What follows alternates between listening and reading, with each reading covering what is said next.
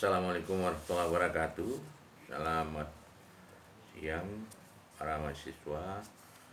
Bahwa mata kuliah kita konseling populasi khusus ini saya Bapak sampaikan supaya betul-betul dijiwai, betul-betul dipahami.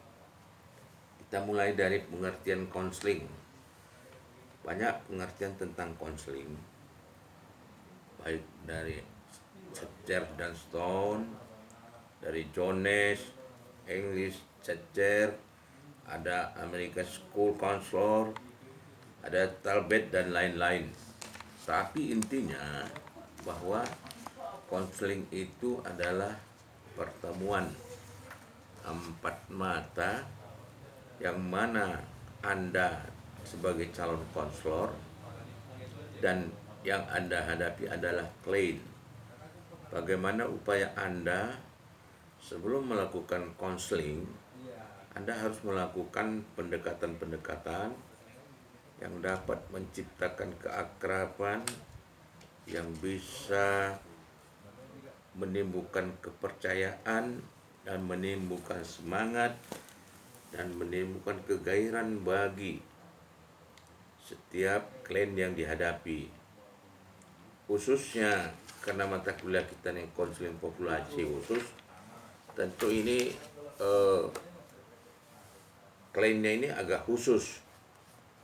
Di antara klien-klien yang Anda hadapi adalah misalnya anak di panti asuhan, ada nanti yang PSK, ada yang di panti jompo, anak jalanan, ada yang di penjara, ada yang panti rehab, dan ada juga homo, ada yang lesbi, dan ada juga yang akan Anda hadapi nanti yaitu gigolo. Semuanya itu adalah klien-klien yang sangat peka, sangat sensitif sekali. Tidak sama di dalam menghadapi klien seperti di sekolah, anak-anak yang bermasalah, jauh. Pada konseling populasi khusus ini, maka yang harus diperhatikan pada langkah awal, itu kita harus bisa menciptakan hubungan. Hubungan yang dimaksud ini bagaimana hubungan konseling dengan klien itu harus dapat mempunyai komitmen, menimbulkan kepercayaan kepada kita sebagai konselor supaya proses konseling bisa berjalan. Dan jangan Anda menganggap belum ada keakraban, belum ada rasa empati, belum ada rasa keakraban, Anda sudah melakukan konseling. Konseling itu nanti sia-sia. Kenapa?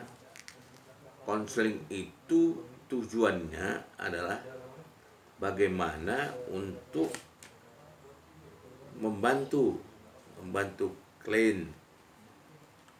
Walaupun mungkin setiap orang yang ada kita hadapi mungkin merasa mereka tidak punya masalah, tapi setelah kita berwawancara dengan mereka, maka timbul perasaan mereka bahwa mereka ingin mengungkapkan masalahnya kepada kita.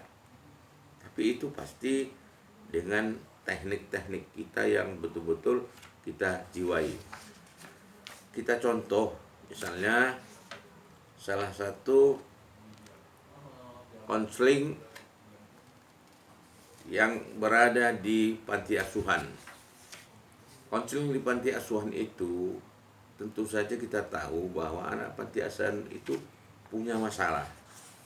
Pada umumnya masalah yang dihadapi anak panti asuhan adalah mereka disebabkan oleh latar belakang kehidupannya. Anda coba renungkan, bayangkan kalau Anda berada seperti mereka. Mereka berasal dari keluarga yang mungkin tidak mampu, sehingga mereka kecenderungannya adalah mereka tidak percaya diri dan merasa tidak bahagia. Tapi dengan adanya pendekatan kita, maka kita harus bisa meyakinkan mereka bahwa keadaan mereka itu nggak mungkin dirubah. Ini harus kita sampaikan.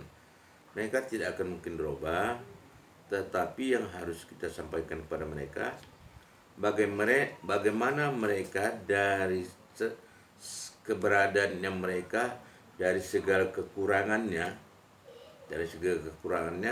tapi kita dorong untuk maju. Oleh karena itu, untuk menghadapi konseling, melakukan konseling yang dari panti asuhan itu, harus betul-betul kita bisa memberikan semangat, motivasi, ya, karena mereka umumnya kurang percaya diri. Bagaimana cara mengatasi anak yang kurang percaya diri? Pertama, kita harus menggali. Kita boleh tanya kepada mereka, apa kira-kira bakat yang mereka miliki? Apa kira-kira keunggulan atau kepintaran atau ilmu yang bisa ditonjolkan mereka? Kalau itu mereka dapat atau mereka sadari, mungkin dari situlah kita dorong mereka bahwa mereka bisa lebih maju daripada anak-anak yang hidupnya normal. Bisa mereka lebih maju. Banyak juga orang-orang yang berasal dari anak yang susah, anak yang serba kekurangan, tetapi dengan kegigihan dan kesungguhan mereka bisa maju dan berhasil. Dalam menghadapi anak-anak yang panti asuhan ini, tentu kita bisa melakukan pendekatan rasional emotif. Rasional emotif ini adalah pendekatan yang bagaimana pemikiran mereka supaya rasional. Arti rasional di sini, mereka tidak berpikir, tidak merenungkan kenapa kehidupan saya harus begini, kenapa saya tidak seperti mereka. Mereka hidup serba gembira, serba berada, dan mereka punya orang tua, mereka punya kekayaan dan sebagainya. Jadi oleh karena itu, kita harus yakinkan kepada mereka bahwa bagaimana supaya mereka berpikir secara rasional. Rasional di sini maksudnya mereka menerima keberadaannya. Menerima keberadaannya, bagaimanalah sebagai orang yang berasal dari orang yang tidak mampu, tapi seharusnya kita berikan kepada mereka pengertian harus bersyukur. Mereka harus bersyukur dengan kita sampaikan bahwa banyak juga yang orang yang tidak mampu tapi tidak bisa mengecap pendidikan. Oleh karena itu, kamu harus bersyukur. Kamu bisa bersyukur di sini, malah bisa mengikuti pendidikan, bisa hidupnya normal, ketimbang mereka-mereka yang tidak mengikuti pendidikan. Jadi di antara konseling populasi khusus ini, yang paling mudah menghadapinya adalah memang anak-anak yang berada di panti asuhan. Jadi untuk itu, kepada kita semua, walaupun kalian sudah mempunyai tugas masing-masing, tapi pada prinsipnya semua lokasi-lokasi yang telah kita diskusikan sebelumnya, bahwa semua itu harus bisa. Meskipun teman kita, kelompok kita bukanlah di panti asuhan, tapi sebaiknya kita juga tahu seperti apa kehidupan di panti asuhan itu. Kemudian selanjutnya di dalam konseling ini ada istilahnya kita harus mengetahui masalah yang dihadapi konseling atau klien itu terkadang mereka tidak sadari, ya, mereka selalu melakukan sesuatu tetapi mereka menganggap bahwa sesuatu itu adalah hal biasa. Padahal bagi kita, dengan mengetahui bahwa hal itu tidak baik, setelah kita sampaikan kepada mereka, mereka pasti menyadari bahwa itu adalah suatu masalah. Dalam masalah ini banyak jenis-jenisnya, ya. Ada dependen, ada masalah ketergantungan individu dalam usaha memecah masalah atau dalam mencapai suatu kepuasan. Individu misalnya ini tidak mau belajar bagaimana mengatasi masalahnya, tetapi lebih banyak mempercayakan kepada orang lain. Mereka kurang mampu merencanakan waktu. Nah, ini maksudnya di dalam proses konseling nanti, kalau ada klien yang selalu dependen, menggantungkan, ya, ketergantungan kepada seorang konselor untuk memecahkan masalahnya, ini harus kita wanti-wanti.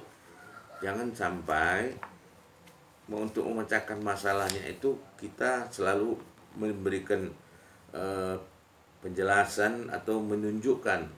Sebaiknya kita diskusikan, tapi ketika dia menentukan jalan pemecahan masalahnya, itu barulah kita mempertimbangkan.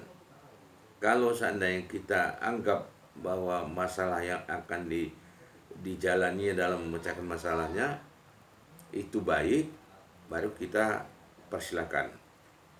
Kemudian lagi ada jenis masalah lack of information, artinya kekurangan informasi.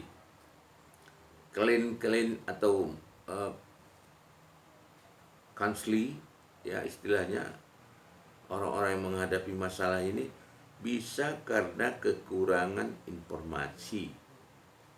Nah, kalau kekurangan informasi ini mungkin persoalan tidak begitu tidak begitu berat, sebab dia misalnya karena tidak tahulah informasi itu, maka mereka melakukan kesalahan sehingga dianggap bermasalah. Jadi oleh karena itu kita sebagai seorang konselor harus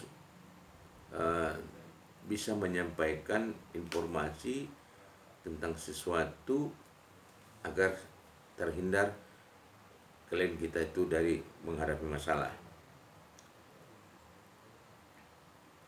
Kemudian ada juga jenis masalah itu bersumber dari self konflik. Jadi konflik diri sendiri. Yang dimaksud konflik diri sendiri adalah mereka tidak mampu mengatasi konflik yang terjadi antara dirinya dengan keadaan sendiri. Di sini maksudnya bahwa keinginan dia dengan kenyataan kemampuan dia tidak sama. Katakanlah keinginannya lebih besar daripada kemampuan, sehingga ini konflik bagi dia. Dia tidak menyadari bahwa kemampuannya tidak ada, tetapi keinginannya lebih besar. Oleh karena itu, ini juga bisa menimbulkan masalah.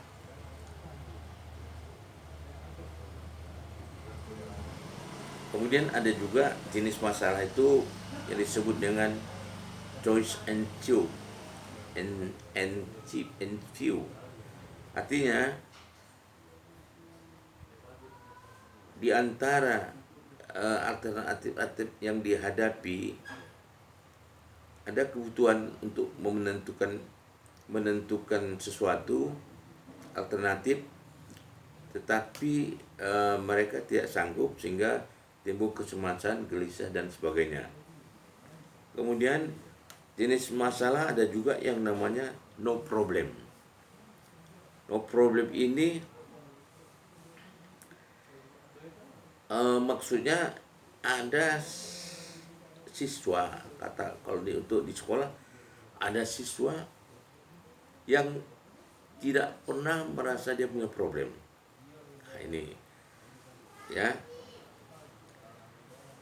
kadang-kadang masalah itu apa, misalnya dia selalu ketergantungan pada orang lain, kemudian kadang selalu kekurangan informasi,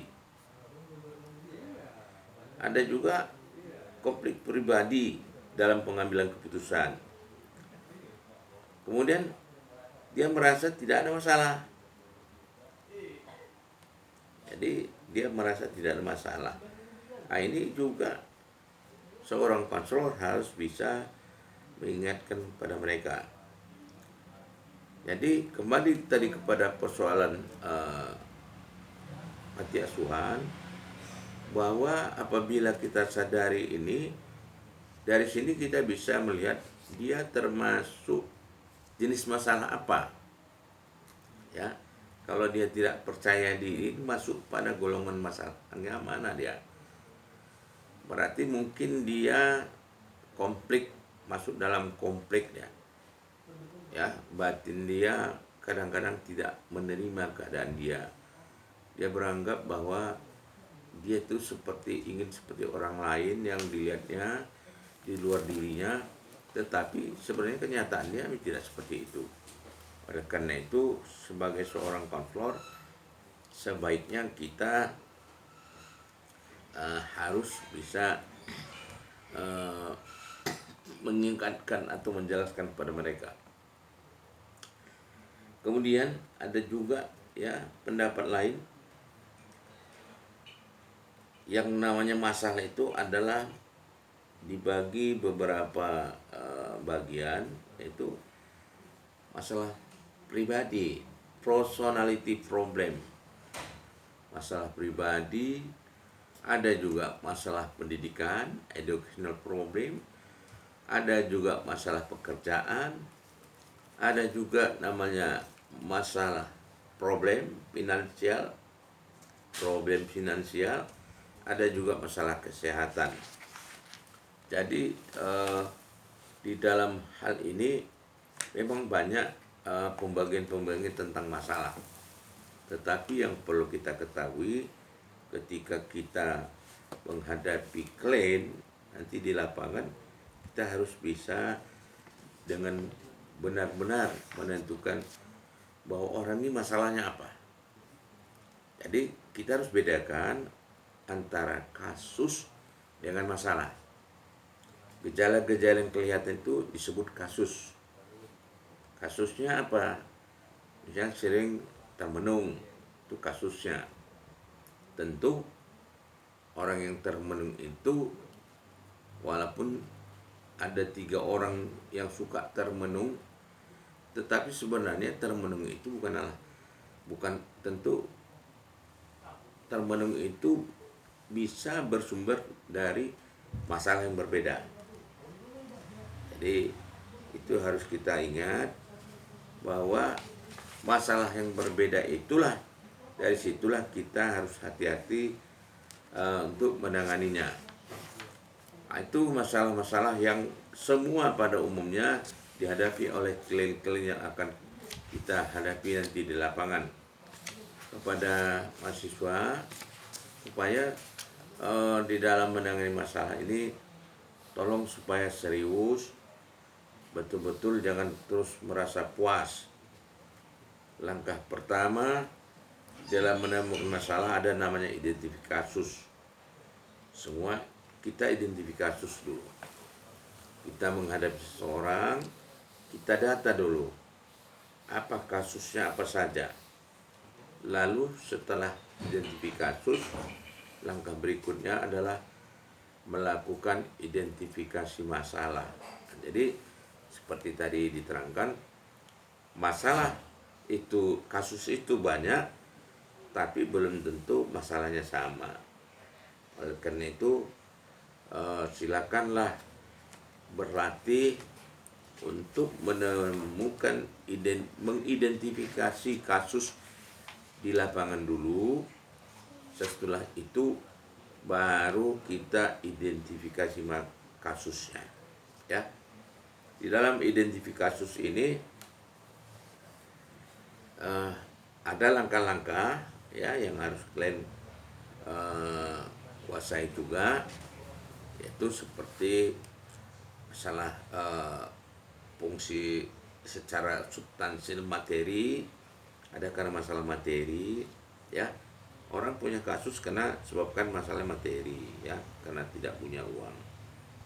Ada juga orang punya berkasus ya masalahnya struktur fungsional, karena tidak berfungsinya struktur yang ada di lembaga itu.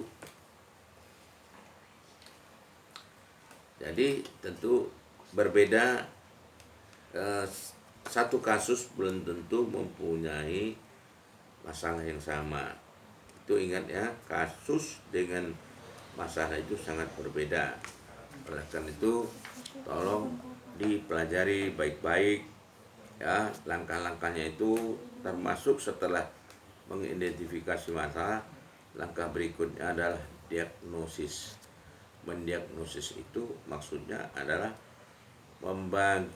membahas di antara masalah-masalah itu, masalah mana yang paling penting atau yang paling betul-betul penyebab bahwa seseorang itu mempunyai kasus.